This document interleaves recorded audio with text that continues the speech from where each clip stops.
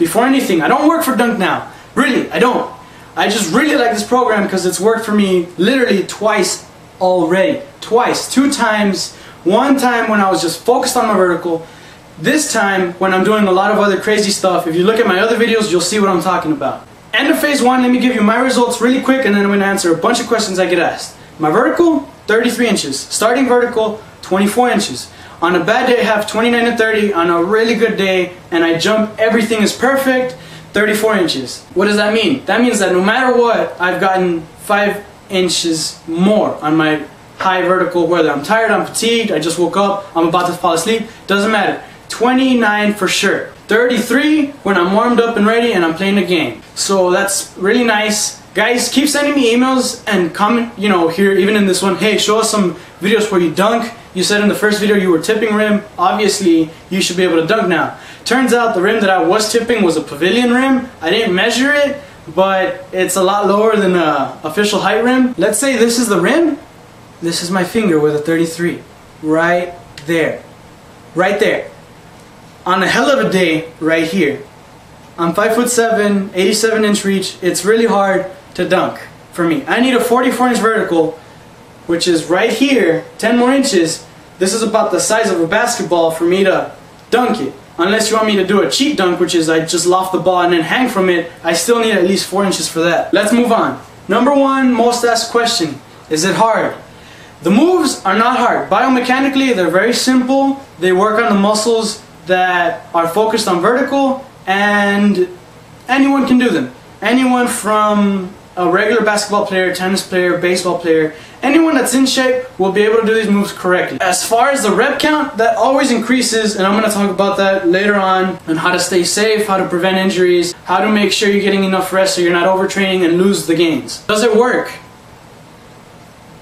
I'm right here. Yes, it does work. Should I do complete or the regular dunk now? I'm doing the complete, but I did the regular. So my personal advice, start with the regular, make sure that you can actually finish it. If you can't finish the program without a weighted vest, what on earth makes you think you're gonna finish it with an extra 20 pounds on your body?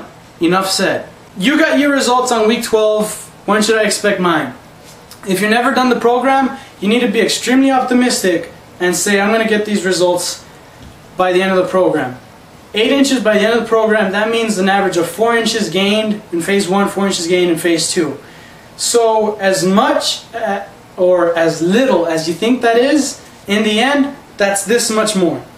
For those of you that are doing the program and you're near where I'm at and you've only gained an inch or 2, it's like I said, probably you're not eating right, you're not sleeping right, you're probably partying, you're probably drinking a ton of alcohol. If you're really young, there has been this new trend and it's really pissing me off. There's some kids that are a lot taller than me, 6 foot, 5'11", 6'5", and they are below 150 pounds. Lanky guys.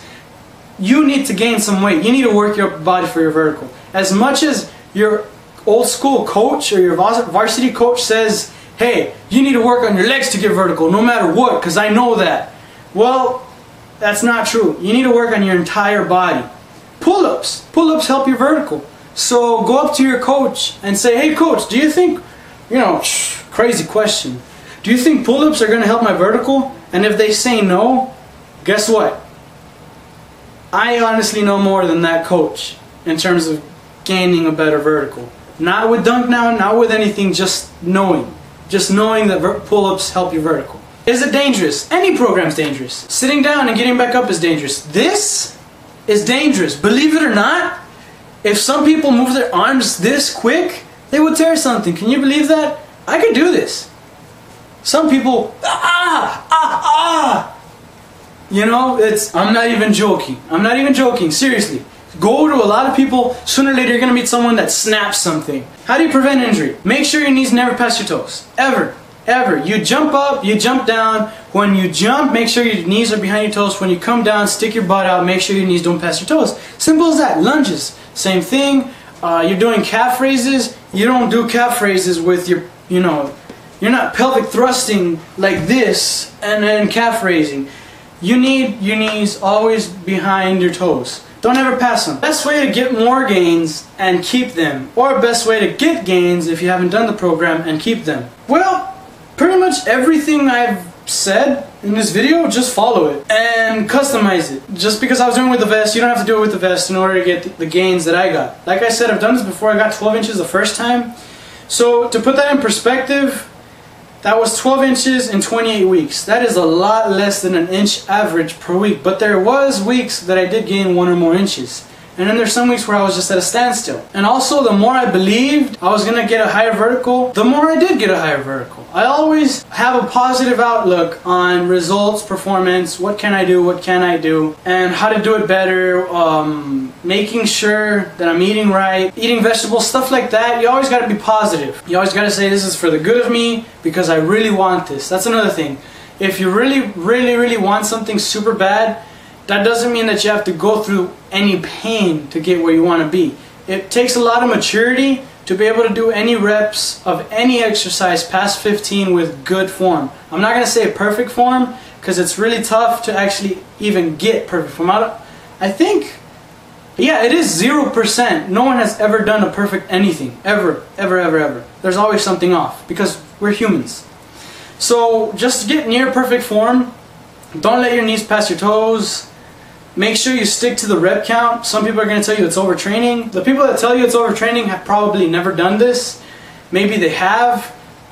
They got hurt because maybe their knees were passing their toes. They weren't eating right. They weren't sleeping enough. They weren't following the guideline. They were probably doing a leg workout on the rest days. You're not supposed to do that. You can do squats and stuff. I was doing squat flexing. I was squat flexing 310 pounds every set of step jumps. My vertical stayed at a standstill. So, I mean, it's not going to hinder it unless, like I said, you're doing it on the days you're not supposed to. Let's say Monday, Tuesday, and then you rest Wednesday. And then on Wednesday, you go to school and your coach is like, alright guys, today we're going to do a lot of squats. You just go up to your coach and say, Coach, I'm doing a vertical program on the side. Is it okay if I drop the weight or maybe go jogging outside instead? If your coach has a hell of a problem and is like, okay, you know what? It's your body. You know what you should do. But for the most part, if your coach reacts like that, they shouldn't have gotten hired. They're not mature enough to realize that some athletes do things on their own because whatever they're doing at school isn't getting what they want. It can help, but sometimes you need to be able to say, I'm doing something, I know it's going to work, and I need to do this for the best of myself. How to keep your results. As long as you're jumping as high as you possibly can for about 6, 10, maybe 12 times in a game or more, your vertical's probably going to stay the same. Just don't, do it during the game and then finish the game and then jump as hard as you can 50 times and then an hour later do it again and then an hour after that work out your legs, do some squats. That's obviously going to be detrimental. You did this with P90X, should I do it with P90X? If you've never done P90X, no. If you have done it, maybe. If you've done P90X with 35-pound dumbbells, yeah, go right ahead. You're ready for it. I don't have P90X. How can I get it?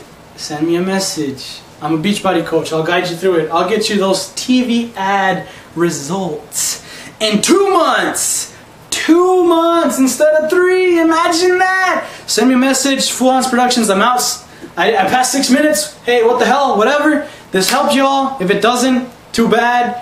If you're saying this is bogus, maybe you just don't like me, whatever. I don't care. I have a 33-inch vertical, much higher than when I started. I know my stuff. I know what works, and I'm going to keep at it until I dunk. 44-inch vertical. I'm going to get there next year. Maybe even by the end of phase 2.